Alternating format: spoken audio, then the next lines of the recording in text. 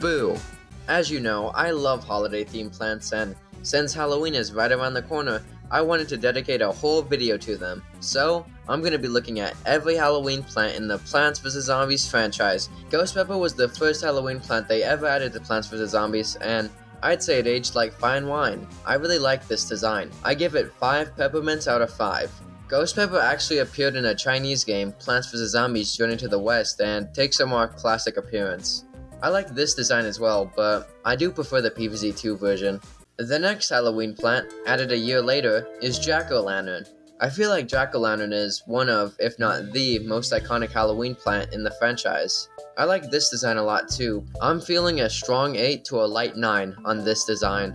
A year later, Jack-O-Lantern was also added to PVZ Heroes. This design is a little more muted and has more of a grainy aesthetic, but I like this one too. Also feeling a strong 8 for this one. The same year, Witch Hazel was added to PVZ too. I think this is the first miss, honestly. I don't really mess with this design that much. I think this is a 45% for me. Surprisingly, in August, she was also added to PVZ Heroes. 40%. After these three, they didn't really make any other Halloween plants for PVZ2. Well, that was until 2022, where out of nowhere they came out with these two. I feel like these do match the Halloween aesthetic very well, and honestly, they're overhated. Especially Tomb Tangler.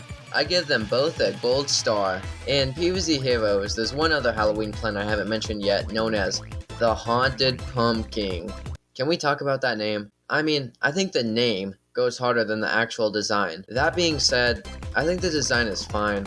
It's definitely something I can only picture in the PVZ Heroes art style, but I think it's suitable.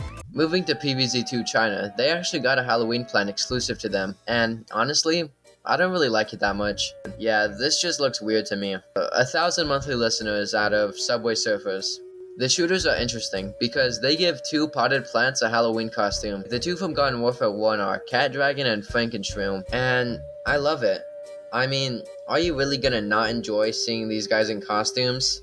Meowshalicious. Moving to the sequel, the 2 for this game are Bewitched Cannon and Boo Toy. Again, bravo PopCap. I love the pea shooter costume a lot. The Boo Toy one is just okay though. Also, one of the weeds got a costume called Halloween, and honestly, missed opportunity.